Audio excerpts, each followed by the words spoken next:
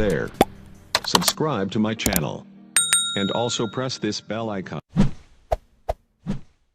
Good morning. Me chacha wana me topic ya me be shada mana nwasa be 30 minutes na ma wie. Na me be chacha nsembi mu ha say 2013 yako California ko ye training bi wo ho.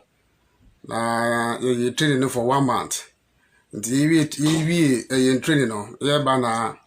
ye di oil la mo amunim oil, cooking oil na other type of oil. Nti yitwamona ewo Southern California wa yitwamona be 6 feet amona me ka ho bi ni yitwamona no yitwamona 6 feet yiwie na yedi oil no egu amona no mu ene yakata so ene ija ho papa na yifa plane ye ba New York. That was 2013 ene ye ba New York. New York kwa na the state of California at the charges ya ba adanya ye training na ye ba no yitwamona ene yifi oil go na me ka oil no hu bi into the state of California afane yen $100,000 te yemetua me was not the federal government de ye ko ho se enkoye sa adne na ekoye no enkoye adwuma but emre ho ni se oil untimi mfa oil engu fam na untimi mfa oil engu asase so de nti a untimi mfa oil engu fam ni se oil no ebe no nom akwa asase na se akwa ensu ye wa asase na se ndi uba krum ha state bia wo mara even po car yetwi se wo ye oil change ya ye wo bucket ya ye de sa se oil change na wo ye no ye mpesa oil bia be so fam nti se wo tutu car anase wo ye car ho adwuma na wo de bucket ya si baabia wo ye oil ho adwuma na se de be ya oil no enso so fam ente sa ye be charge wo emre wo krum ha no in America baabia filling station wo bia baabia to ball agu a fe no landfill anya baller sa Ghana opened a space baller ko jagu ho obi amfa ho na mpete ne nkraman ne nantwie ne mponche nam ho ne ye no dabi ntisa aha proper landfill site ya de wa omusiasi landfill site no ho kura akono na aha se yo mo baller no yo emuncheche bebiri baller no before I did baller ebe ko landfill site no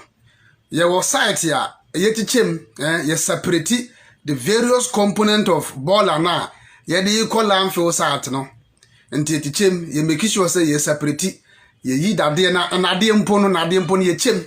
nade no ye yi ye obabia de aluminum egu ene ye obabia de steel egu ene ye obabia de copper egu ena oba other type of ayinu so a ye obabia ye separate ne ye rubber because other type of materials no materials biodegradable just empro nti wode kogu asase na se na o se asase no nti morofo no make sure say ye separate eyiyi enuane a ebetimi apro ntem separate the almost separating from their intimi pro ansa na ye de akọ landfill site no so ye de kwa by the way my mama some fact figure bi wa ha say Africa for hu no ye yare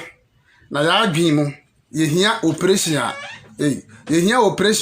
de ebesiesie yen ya adwen Africa for esese ye pa ya adwen mu na ye operation unim se ball adwuma awa America ha a change the whole Africa petrol no gold sika yenya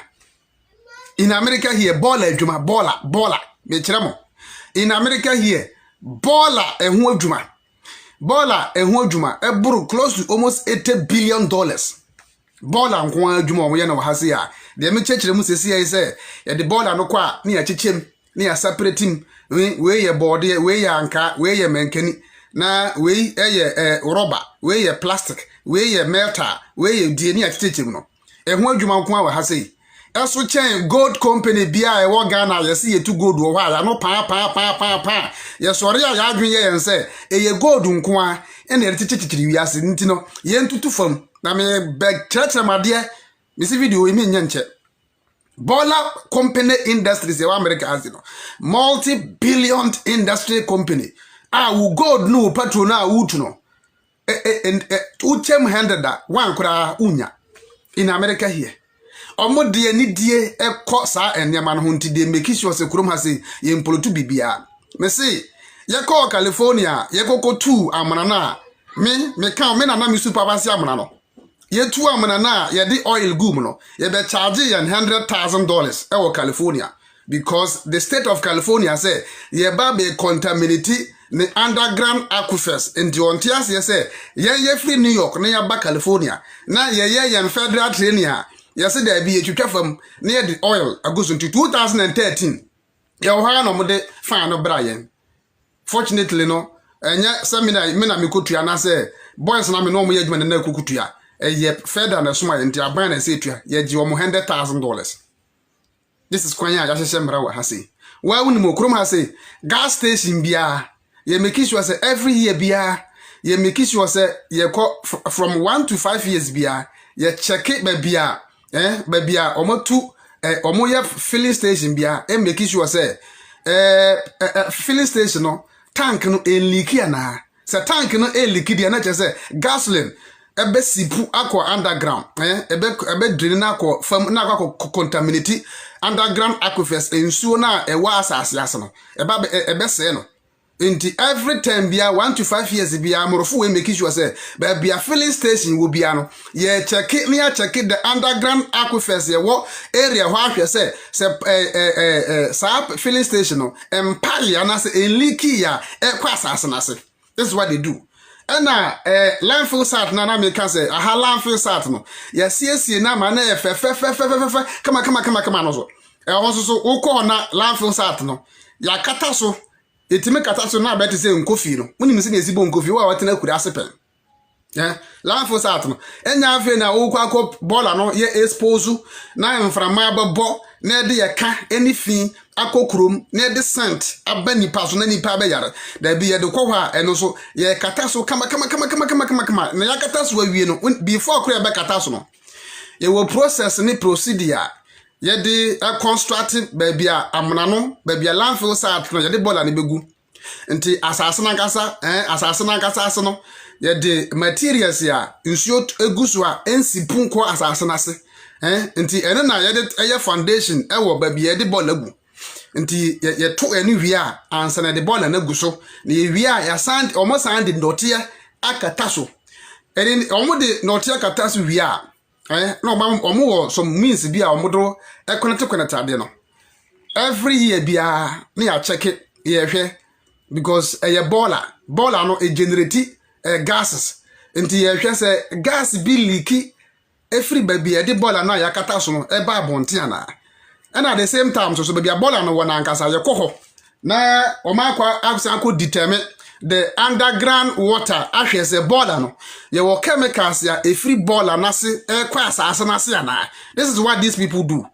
wo krom ha in America here. By the way, medical ka kire mu say bola business 100 times richer than gold wa yetu.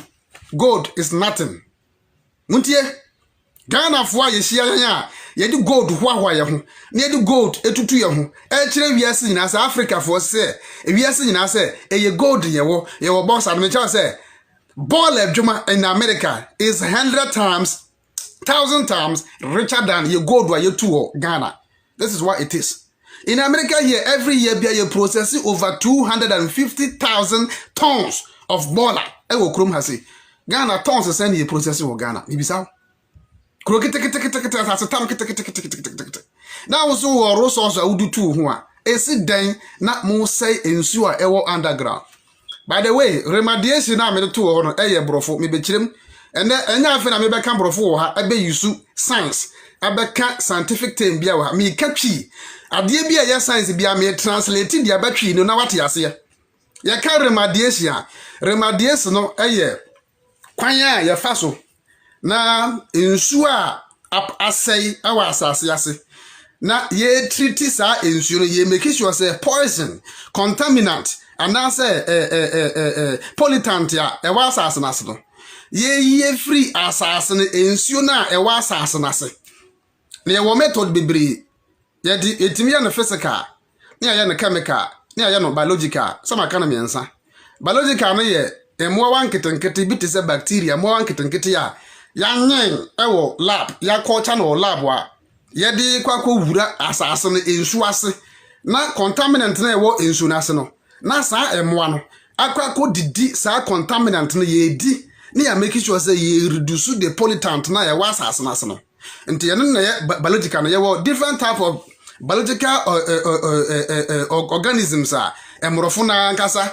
culture mo lab wa ye make sure say area ha say yatese so bola bia leaki na leaki ye no bola no hunsuo no akwakogu asase na ase nti ye make sure say okay akogu asase na ase dia and okay contaminant ben enema sa treatment ben ye betime yi chemical na free bola na ase no ekwa asase na ase nti sa biological no means ya ye de mo wan ketenkete bacteria ye pompe akogu nsuo na ase na bacteria na akwakodi contaminant na ewa asase na se eba chemical nso so a omo different type of chemical la eno so ye pompe gudu asase na se so chemical no kogu asase na se a na ebi anane pollutant na ebi ye heavy metals some dangerous heavy metals no ebi nane bi na dia anana no na coagulate to say eyem to na aboabo no na eno no na ye de machine a pompe the abobo wan every asase na se third one no yamfa ne se ye ba be yusu ye bibi e fe no aspargin sa aspargin no ye emframa ye pompe edugu asase na se omo de machine esi wa hu no na ya pompe emframa na gu asase na se na ensuo na ye wa asase na se no na ye te se semanhuru no na ehu ewo ensuo na se nti ehu wo ensuo na se a toxins and as a contaminant bia e wa asase na so no na base mahuru no mu na eno so ye di tube ya twe free asase na se. This is what the amrofo ne we America say see country bia New Africa obetima afodo ade we American answer ma kano very simple what you say very simple enya de bia de ne bia ba me ka kire machines ya ye di yi sa toxins and chemicals ni free asase na so no Ghana ye ntimi afodo Ghana Africa Caribbean obetima afodo me ka kire mo e very expensive already no Ghana yete ye nsu a ye nompo ye ntimi nya nsu pa no pipe kekewo pipe keka ewiase ba bia treatable water ye just common in any part of the world no enimpo ye ntimi treat yankasa ye nsu a ye de supply ama ye communities ene pipe wa epie free ye various ayimu nsu e prefer pipe mo nsu a tese pito ebi aye green na no nora video bi a me huni pipe weba ani tese green ye eno kra ye ntimi na wo wa pollute asase ensu e wase na wa pollute no na ya ka kire wo se pan ben na abefa so a ubeyi poison no free asase na se untimi hwe se okọ China wa hunu ye wo Chinese ladder fan a ye dua ewo ensuo ho se de ebe ya mercury absorb mercury no ene chemical bit say selenium absorb sa dua no ebi ni Ghana be ye de na ye ne Ghana no deep underground aquifers ya ye pollute no enua de ye fa ne se enua no ene no oba brofo no beka kire se phyto remediation phyto je se u use dua no na dua ne de ne hini dua no u dua no wo ensuo no ho a na ne hini no na twetwetwe heavy metals no afri ensuo no be ye de se ye dig yakofam na ye say the various layers ya our underground ho na ye inject this dangerous chemicals na akwagugu enso na e wa asase na ase no masa ye ntimi and treat those waters. I'm telling you ukrom Ghana the bank and our government and as a EPA akwa all the gas filling station making sure say gas no en liquid na say ensuo no da bi ensuo no petrol na o motor no en leaking kwasa ase anase enko sai and no mo system bi ko e check underground now before okra betimi a check the contaminant na ewo asase na ase no ebi okra etimi e be say determine the area chemical na spread edu aba asase na ase e very complex rough very complex ebi wo ha I to say lead na yikitikiti bisa lead ene yawa homatea bi te say ahoma na ye so dra so edi nam no ebi wo ha ya calibrate ebi wo nso na ya connect ma computer no nti aye bob kitikiti sawo e na ahoma so nti so ko gire bia bo ho wa bia bo wo no afi na wo be lowa ade na aye led kitikiti na ahoma so no udi beto ensuo na sesa nti ubet kitafse na ojam kitikiti na yine kwase na akose na akwakoto asase na se nti eduru ha afi de ya connect ma computer no ebi wo ha ebeyi wo computer no so akire wo na akire wo various contaminant na wa asase na se ebi so wo ha na de yesanso de calibration nti na ebe kire say okay area say na chemical no aspread edu Saturday we government intimi ka we wo man no ye ntimi mo sa aka no me ka kire o gold na ye tu na he ne yenya huute hwi mfiri mu me ka kire mo de ye ni abre ho bibini ntene ho ase wiase nyina wiase tu mpon na ya adwe gold a ball adwuma e wa America eso chen gold se si ye de ball adwuma any gold company esi ho se hefa na be ye adwuma be ka se eye gold company but who nim say ball adwuma no a wa America eye sika wom 1000 times a chain gold wa yetu no Ghana awunu Ghana yem processing ball bia ho yenya ne hute yem munipa na obi kura ho ye ball adwuma kura yem fa respect mfa ma no we ho ye ball adwuma hwa na bebu obi amu enti ye system nya na mo ye ka kire mo se poison na mo de ye gold na mo tutu nsuo ho a mo se no I'm telling you say emre bi ba mo be bre rough because they make kire mu nya sika mfa entreaty ensuo bi e ho ba ko bi su ho process no ye pumping nsuo na e wo underground nyina ne de ba asase no so ye de ba asase no so afi na ye treat ya separate yi contaminant no e de free chemicals na mix underground na obetima yes ade we say we obetima yes ade we say o pump wo underground waters na e wa nsuo ase nyina adan a emere bi atwam ohene bi kurom president bi betena so na almost polity asase no na chemical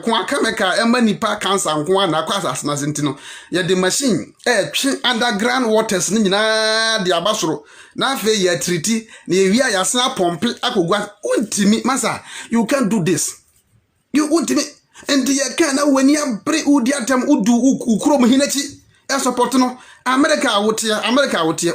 oka mpo elikia yes if a bucket go see baby aka na leak na sentesa police bechew aka ubie ka so na u change oil e wa America ha emre wa ha ne kire se oil no ye mpese ebe so fom kukun oil mpa ye de no aduane mpo no e so fom a ho bechew enti kurom ha se tia bibia ye so organized because omunim dia ye ene anim if that ya ye prepare dia ma 1000 years to come what America opa atra na ha de so se me bo atra na ko fa oil gu fam na he ba wi abeda opa bio ka so se se e wo area na dirty oil no ban gu fam wo ho ye hwe de police be yo o se me bo atra so se me bo na me twa atra mo ba ha mo ni memre wa mo di mra so ne ye ka kire mo poison na mo jimi me ko California ye ko twitwa afam ho na ye de oil gu ho na ye kata so no ombe fane ye $100,000 ombe fane ye am I warning into since then training pia be ko bia ye make sure say ye de oil gu fama say ye de oil gu fama ye make sure say ye bia fa oil kura gu fam because oil na ka say oil a omo refine obey company oil adwuma bia de ye bia ye wo machine kese e wo ho a oil bia ye left over bia e de kokugu za machine no ye wo cars ya e ba fa oil de ko no makwa refine sa oil no. This is what they do here omo niama ho hia omo rough na wo na ye determine akire ba bia ye ton petrol hwe se gasoline enko fam enko contaminated ground water na uyembe so ye ko no ye hu se a leak ba kumpa leak ho ha na ya shut down ground water na filling station na ye ton petrol no ukrom ye bibisa wo yenye anse ukrom yenye enti ye wa hunu ye nte ne mase obi buafu no ho tete office gold ya de nyina gold to hwinim na de ye tu a wo de ye 1% nyasa wom ade na wutu no wo de nyina ye 1% wani abre wo ho eni nti wo de aba ye bawu wo nua eni nti wakobo paase ye nko bawu yonku tu ne yenkunu to ntwene abra hwinim abra bola adwuma keke wa America no so expensive than o petrol na mutu petrol yesu yetu no bola adwuma bola yemu a yekurom ene so na pete ene mponche ne nwan ne nantwie edidi so a obekod niam basa ne ko ne ya hipu na emframa bone na ehu na de yade ba nipa so no krom ha multi-billion industries ewa America has a multi-billion industry ewa America bola nko ha betima hwe the whole Ghana in America bola nko ha American bola nko betima hwe the whole Ghana American bola nko ha richer than gold be a what from America bola wo krom has a I'm telling you America bola ewa America has a nko ha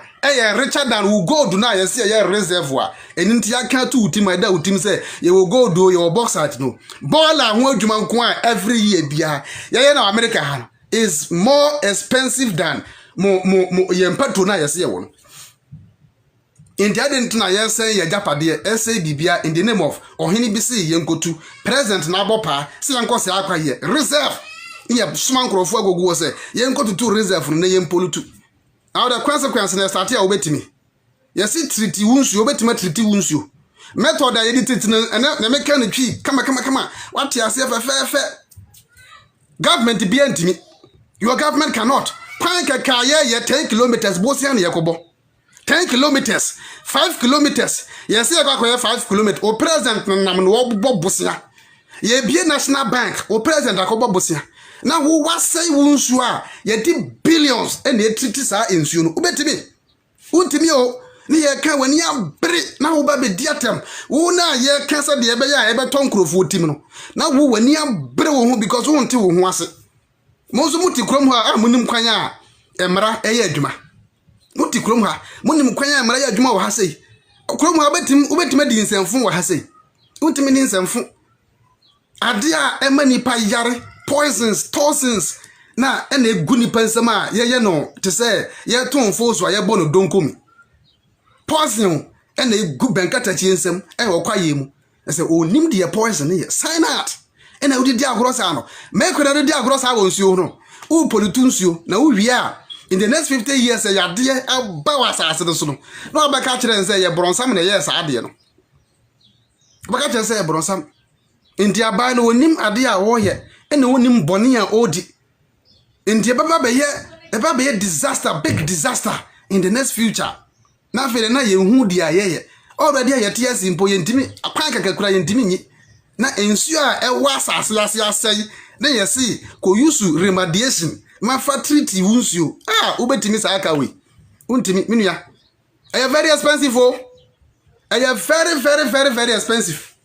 and this year can as a one tier it is over to you. Very expensive oh enti ya ka muntie I'm telling you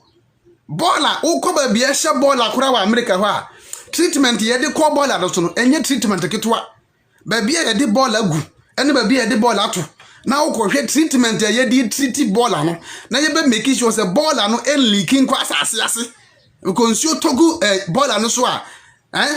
say problem bo a ene genetic gases na better to wura ta na say chemicals na kogu nsu na se bronyini se won pesa nti bronyini make sure say under a landfill site bia yes landfill site na sa as yes na the boiler asen eguso ye mo the boiler guso ye wi na yakata so every year bia ye ko ho e measure gases ya e generate yes almost three gas free boiler ni mu e de supply bibia o gas ya de supply bibia o na yet wo ye kurom bibia no ho a say nyansa pa di nyansa pa e fe ni nyansa bibini engita ba ko sei nyansa ba ko sei e bi engita bibini ye be ya na fe de poison na be ya de cancer hodo na ekum ye wi a ye hu na obi amblemu bronsam na hu na mane ni pedasani sha de diewu e di bone because ya catch ni say gold e ya de nyina in America by bola betima hwe the whole Ghana bola nko America ka kire mo bola business ya na America ha sei e betima hwe the whole Ghana ahwa ya ma ye ho atoya ye the whole Ghana kwan bia wo Ghana bia asiesie Ghana te say Dubai but enye gold na enye petrol na enye diamond e ye den bola keke yes is free ya fie na ye omo process no okrom ha se na e di generate ye so many things no enema ya di ball aye okrom ha se no ya ade a wo kwa wo dadwene ho a unti ase utu ho na mpanyimfo we di ato tim say ye gold any diamond any timber any e di besiesie o man enti adwen na wiase ye di siesie o man no e bi ni Ghana ni tim any yes say yen saase say nsuo na in the next 30 years odi tubu betupum e de aba America abetwe omunsuo aka kire se na abe no because ye ka montem ho ase ensem na ye ka na bisa ho se ade na wo ye Ghana ni a wo America ha ye se wo ka se wo ye wo oil changer emfa oil nso fam ade na America ni ama wo ne aka kire wo se wo krom ha ane nya de ehia ne se wo de oil so fam because oil no ebe leak yakọ asase na se akwose asase no nti bronyi no ompene sa bronyi no so mu obo poison bronyi be fan no o fan no sa de omukoko fan wo omo fan ye wo California no ye amra no me se me na me supervise amra na ye twa amra no 6 feet first one ye de caterpillar na ode ne nse no bo fam sa na ekọ ya ewie na boys de shovel etutu amana ti 6 feet ni efie ai oil no donso pa ewie na yesa de caterpillar na ese diri de tie ne dance dugu amana mu na yakata aso kama boaye ba New York ya hwa na mo de California draft letter kama EPS ya ba ye no ya be hwie oil agu asase enti omo boy ka $100,000 ni de kabre New York omo de braye because federal government dey kwenti omo bo federal government ka state na ebo federal government kwa nti every time bia ye coffee dey make sure say enema ahwa ye ko training ya wahu yetim ba ko fo betima to aboba 5,000 aboba ye tu wie na blanks ni mpa e free to ayini mu agu no ye tu ye tu ni nyina hwia afi na omo gada ye nyina soja fo ni nyina nti ye so ye nsa say we so we nsa na we ya so ye nsa na ye la tenten na ba bia ya tutu no na obi a face nti ye ko nyina na yesesa blanks tu aboba no sa utu aboba wi a dia empty yi na aka no ye fe ne blanks nti ye ne yesesa ene trash bi de ho bia nti ye be nante afa ye training field no so ni asesa tu aboba no obi a asesa tu aboba no sa ye wi a ni asia cleaning area ho nyina everyday bia ye kwa sa na ye yo bronyin training no bronyin training obetan so make sure say onfa oil bia sources of farm enfa the boni bia engugugugu farm. This is who these people are. Omo understand nature. Ye tinyame ase eti nyankopon omo nim nyankopon ni nyuma. This is who these people are. They understand. Enti ade bia ye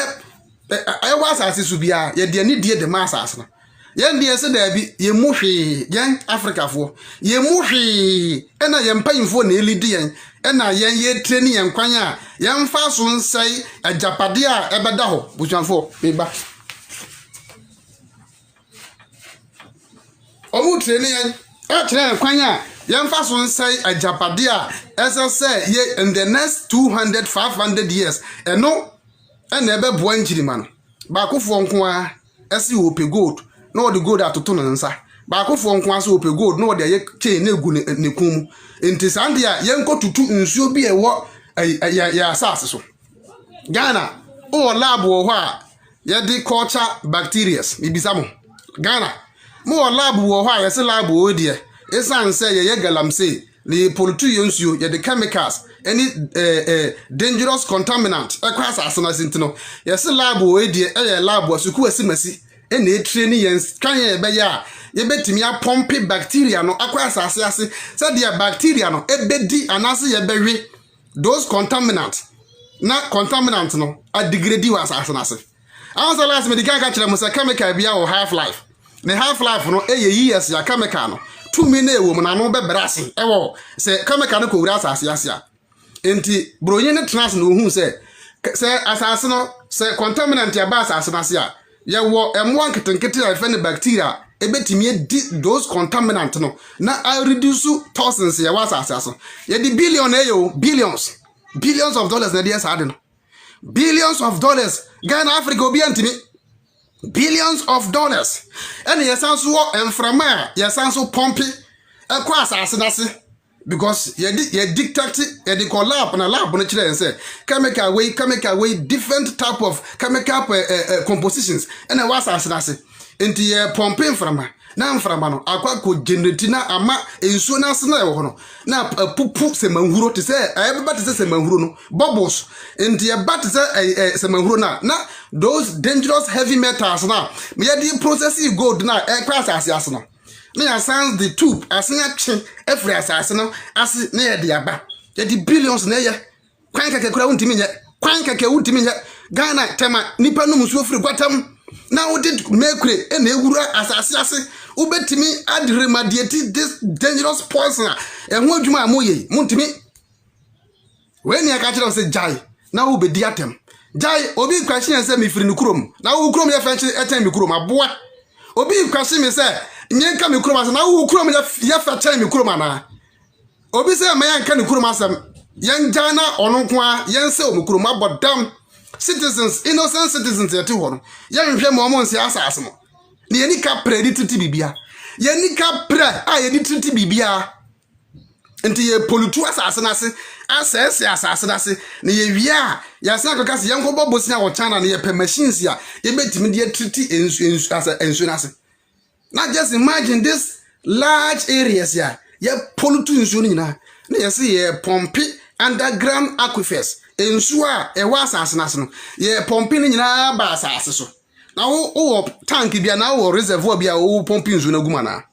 ensu a take billions of years ya asie wa asase na se no nipa da se ne de 1 month per 1 day per na wo de maikura kogum sa ensu na e wo underground aquifers no it take billions of years and e wa asase na se na mu hu kwan anyankopon afaso astracha asase no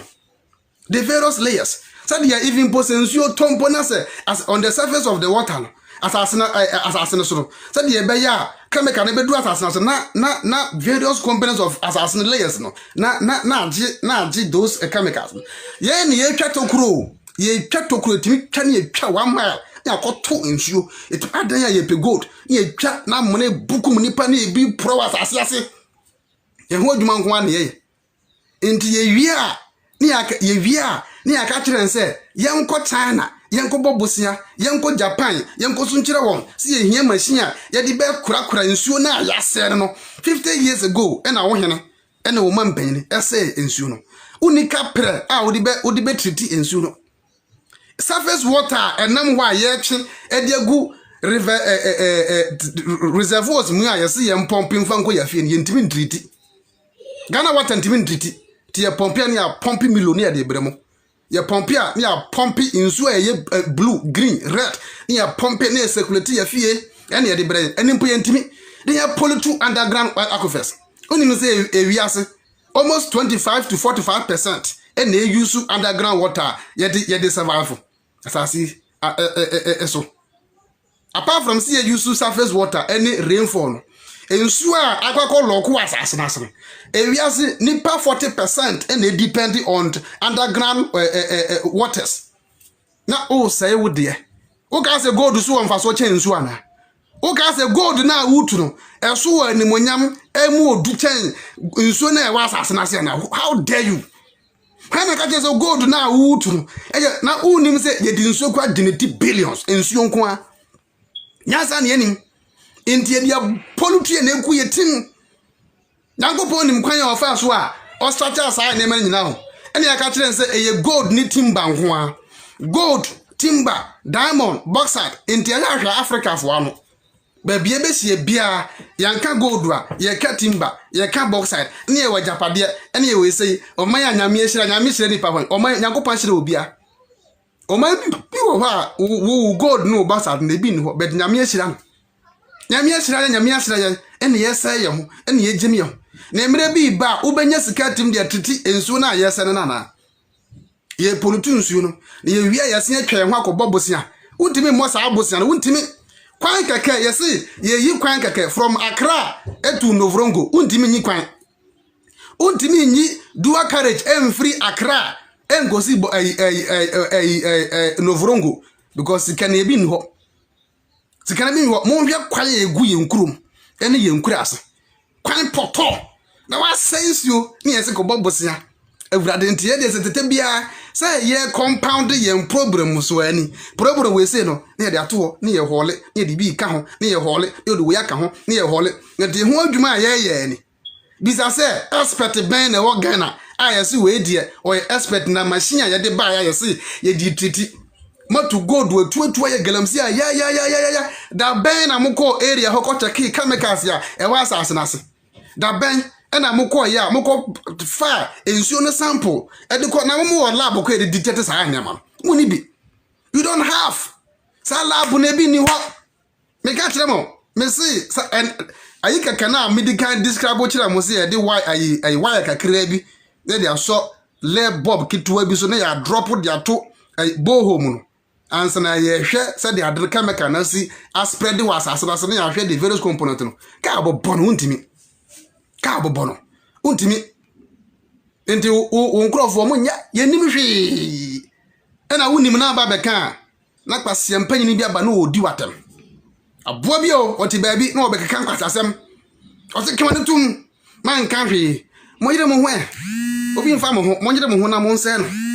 yentimi nya nsuo yentimi nya hwe yentimi nya huute yentimi nya huute ensuo ya numpo ye no furum gwatam na wo underground waters asai na yesi da bi treat underground waters oko first na aba ba ye bosia entinkasi kazi san kedi sisi o man na afi ne ye pompo sa ska nyina na ye san de ko titi ensuo wa asase enti ye ni munyansa pa abibifo mum ye misa ho si ye ni munyansa uti America how unim system so wo ka kempo dirty oil so go fam kura ye betu dirty oil ukwa mechanic shop bia wo krom hasia the moment ye bia ka na se ye tutuno na de ade ahye ka na se se de be ya enliki enkofom because me kan se me ko ye inspection bi wo Virginia echo one of the mechanic companies mili ko ye inspection that was 2006 na mko ye sa inspection na me twero ho report nti ye ko determine eco study omo za mechanical shop no ehwe ne ma omo ye omo means ni kwan omo faso a omo die esi omo various thousands ne ma omo yi no ho no microphone suma na mko ye sa adwuma no na wo ye ka kire wo ni bi wo Ghana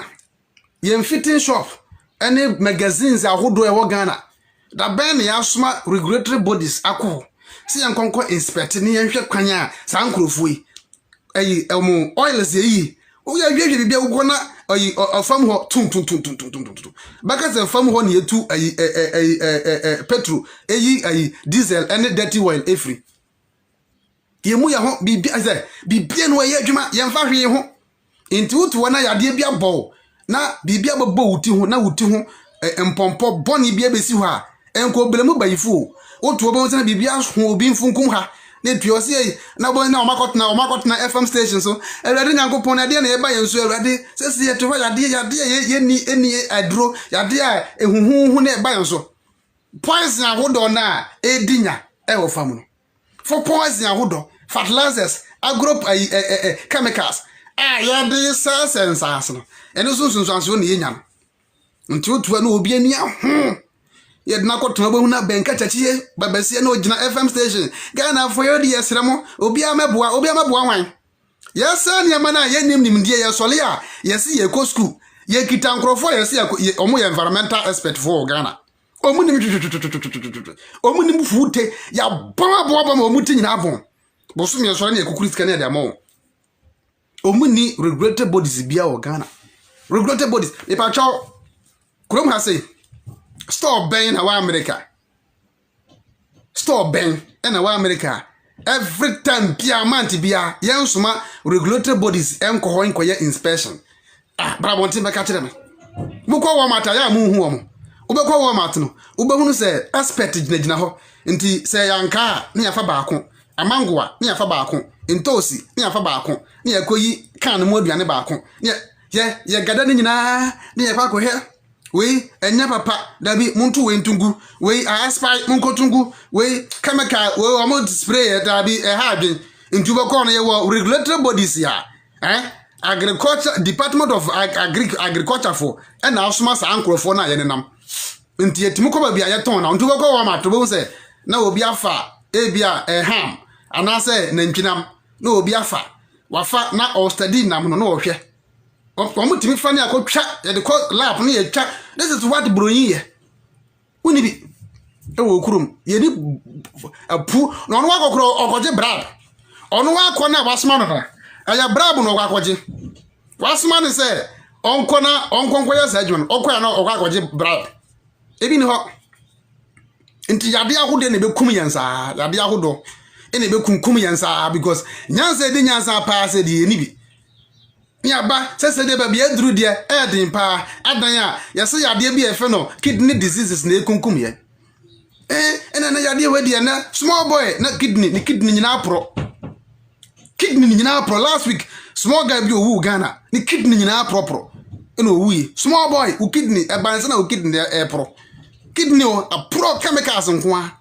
na ye dikum ya ho ye ni nyansa ni bia wo ba bonti be voice out ya dwi nyina ye gold yentu bo o man panyin na elidi na o kira o kwan yenfa ntuntu gold o fam yensa asase no ensu a enoma millions of people ena ensu no supply on na ba ko fo nkwa the poison gina ensu no ho no nko apoi or pompe toxins de gun ensu na se na o sika fia na wonya free gold no mo no de na betima sika fia Ghana yenya free gold mo no Ghana ye gold sika na eye sika fia hwinim hwi tonim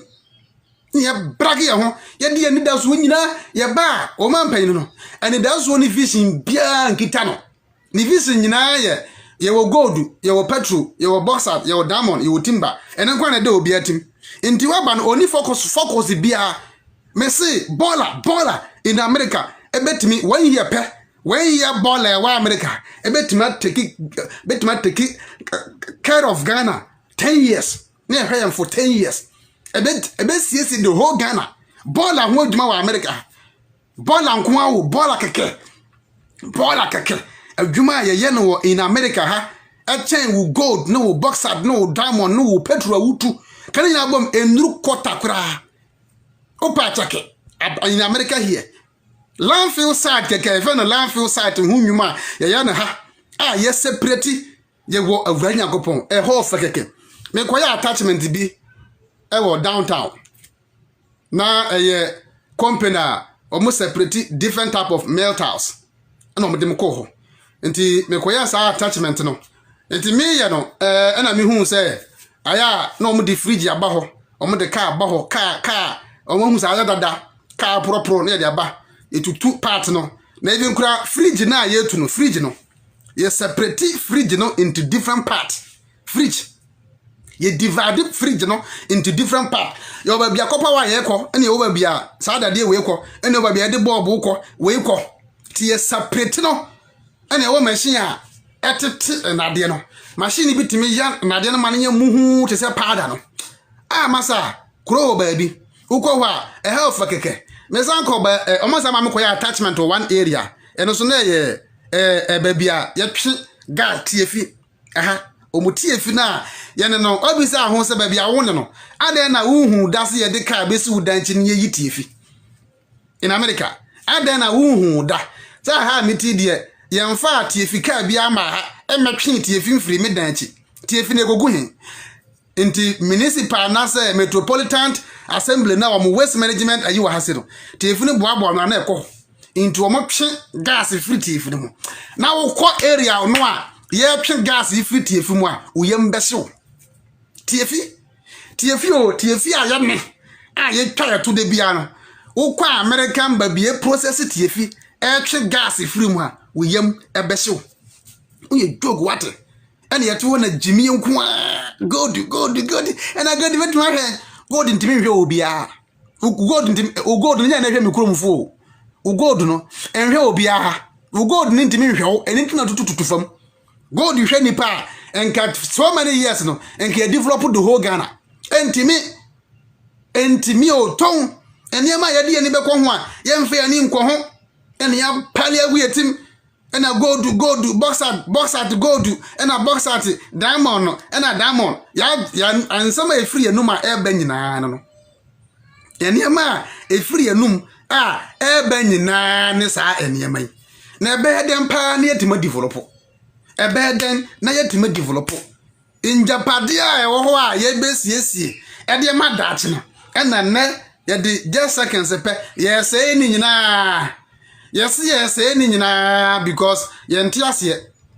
bibi fo ahun say ye wo problem pa ye wo problem papa enti saa remediation ya ye de ato hoyi na ye ka kire wo say o government use this technique and find entity underground waters ensure ye wa asase ase ye de poison ye gogu ase a method mi ensa na be boss no government ntimu ba akokora ontimi nya ba akokora government 1 kilometer road ground government ontimi nya ya ka kire say billions of dollars ye di treaty ensure contaminant ya spread 5 miles square contaminant no spread underground channels no spread 5 miles square enti we die ye pese treaty 5 miles square we na half one omo ho ntom o government sa billions no onya enti ya ka kire mo say munja pollution na munja se modi thousands ni endubone ewura asase na ase no na yade na modi be ma yenda ache yade ye kan na waba na obedi atem ya kan na benkwase na waba na obedi atem benkwase na waba na oba bedi atem kuroma say o ka say na ukọ ye fa na say o ka eye koba na koba na we na ye si etu koba no ukọ a ye be ka tell say wa na ba ko o di koba no wa na we bako ayi na say omo enji yeji ombeji ama omo na disie ye kurom ye de koba na ye de gumpo ho na ye de gu na nkwasefo da ho na ye twaja atum ye de koba etoto aponche koba nko a o enwisie na epia free wiem no se me ka se me ya topic sesi yi na me kira me poison a e free koba ka koba mu ka koba se wo twaja tum na ese na ntutuo na enwisie no a ekosoro me de 20 different type of poison a free sa koba wo mu ba kira wa science mu na ya de ya aponche we ya aponche de pa na ntwinam ya tutu na krom ho nyina enwisie ene ho adwuma nko ane ye ka koba benkata ti atwaja to ka koba mu adanya enade na wa ya na ewo mu no mi hia wa ya na me de kwa koye fence ento atwaja tum na esi wow na different type of component awurade na sanframa we bofa awso a unyi nche ubewu sanframa no e bofa awso na tweko mu a poison na hodo no makomako 20 ene wo sa akoba ka no ni atwaja tum ye ni regulatory body bia o chake hwe ye mfa hwe ho eno ane se ye se no empoano wo national capital ene ye toton enam ewo empoano national capital ene ye twaja to ka time aden ya ye toton na ntwie ye toton odwan we odwan ye toton no we ya bo aga aberechie ye toton no ye toton aberechie enti ye se ye de ka akoba ne ye nse no mo ye joko me kanse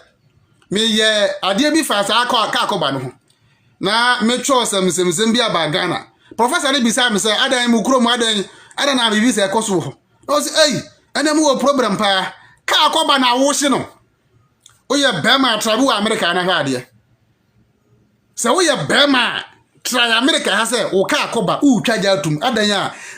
me eda me ka buti me nya na hwenti me twaja atum ye chi wotum ye wi ayese deporto wo ye bema try na jima chinje na kai za ko wo wajimi wonim nya santi de wo kana kwasasam wo ye bema wo su wuti adua a wo ho oden a wo kurom aye so powerful wo ni monyam a wo ti America fa ka akoba na twaja tum ne hwe de beto wo America so wo su ye bema aya wo ka na wutwi no ko bie so na draining dirty oil na ewo mu no fa gu fam ne hwe de police be yo ahun se mara ya adwuma wa wo ba ha emra no wudi so pepepe wudi mra so ana na wo konsuo ho kofi wo kote ndwonso konsuo kroma hanso na dada ha aya ko don ha fi wo kote na gina ho na dwonso konsuo na yi usisim ana fi wo to na negum na hwe de be yo ahun se oba ha udi mmara so mmara tetire enti wo no onya de bia ebeti akura jema ye ko California me sie ko tu amra ya di oil gum me na me environmental expert wo ye military side ho enso ye babo ye ka $100,000 see ntua because yankoye de tena California mara kire se untimi mfa oil engu fam untimi tutu amana emfa cooking oil o den untimi ntu amana mfa ngum ebe contaminate underground water wa be bi ebe so mu ya ebe chu all the states sanity all the states ukrum ha nti ahihye mra nti wo ha ade bi abaye bi aya ade a udi mra so pepepe na me san na nya federal government mu na me wo na me ya adwuma nka dan tam ni san kemeko prison prison but omu hu yensa na ye group na na ye adwuma no eno mo soma ye nti omu jaye me de caterpillar ni 2 sa amra no 6 feet caterpillar 2 amra wi na de shovel ni ye nipa 6 me na me supervise me na nipa 6 na ye 2 amra no e wi na omo fra ka tell say ye eba New York no me ho ha na mo fra me say adwuma na ye kokoye no California no omo de $100,000 ba say ye fan ye metua I don't catch it. Maybe go $500,000 when you could fine. Adanya, made the oil, my tutu from California. Add the oil, a good for Macatasso. In the state, and say, as I say, Omochi, oh, Mujayan. Government, the cookos, Ekutia, Sakam. You see what is going on? Into to Ghana, you see, Jaya to a tutu. Jaya, you want to a tutu na him. Oh, sends you, oh, poisons you, and Chirima, oh, poison. Mercury, Eurata say taking hundreds of years, and some Mercury need 2 minutes at my brass or from home. Mercury, what the Mercury? I go the process, and I make Robacona Bencata Jaden and sack. Kita Mercury, poison pan, I don't say Diagro or Mosano. Ni she was as ni she begunsium, ni she begu in Yaho. In Nia, thank you, that aggressive one, heavy metals are more than bit ni bit my penance. And the caterpillar near Binina. Binina friends, you know. Now, I must say, Sir and Yamano. What trans him who know a crum was no busy a demon, we embezzle. What the America Hana would dim rasso, and I wo, oh, twin crammer, or bushing for Ghana say, more beyond family, my yen sends you. What the America, who to Europe, and I would twin crackers and war henano, a would to me, into our home can say or say ensue. But what Europe and I would dim rasso. For Europe now, and I did I won't swap boiler and fango gunsum. Also, ya bema, I work to me one him there. I then I did swap boiler chakataki wotiso, oh, general Hegu, or Hegu, got them. You bet you about fear. Wouldn't say I bet you about do dim rasso me boy. Wouldn't say what dear, you bet you, the Maria Juma. Obesie dema koda obinwa usko suanya san ho ha u ba ni ase deportos asia mo hufin montimi fa fin fa mba but o tonkra ma o mpanyimfo se yensensu ehemfo amotete Ghana ani president ani ministers amote Ghana mo sensa asana me se ya ka kire mo se mon treaty underground ground waters ya montimi president wontimi kwan keke mukrom kwan nyina ye mfuturo nwuram kwan mukrom ye nwuram kwan kwan papa bie ni ho mukrom kwan ena ka akọ na cars nnam gata m ka ntimi mfa kwan ni mfimfi biko ka ne betim mimi krom kwan the population of about 10,000 yeni kwan bia ho na o say wunsuo yes o ba ya kwan na this e China ko bobosia ni yes for billions of dollars Fabe treaty wo underground ground waters untimi president o my o hine ukro no be bo ye declare wo area na ka kire wo say wo area na aba ya contaminated because chemicals e many pa cancer nko na wo honti mo obi anu ya hwe wo ha president ye o my hine na wote wo ukro no be gu simple as ABC ye ka muntie ye ka madwe ya mo say obi muade na obi kasate obi ye kire mu de ba besi na obu afu ho hospital mpa nipa be kokora na ye ni bi wo Ghana amara keke yesi bibia ye ukotodwe bibia ba uti ho bibia ba uyam bibia ba udompem Yade ye kwama mara no yetima scan ye hu adekore ha no ye ni sa machine no ba bia ye maame mo awowo a ye deda obi akọwo hospital na oda katani ye da sefam a oda so akora ketewa o a ya wo nge a ya welcome na ba wiase oni ba bi da na wasan politu wunsu aka ese wo de problems no some compound problems ya ohine ye dia two tim se gold 200 years and ye two gold tu ye ntimi siesie kuro bia wo man nti wadwenye wo se gold no ye de ya de e na wo ensu a ye beda ho e na wo se ye nse no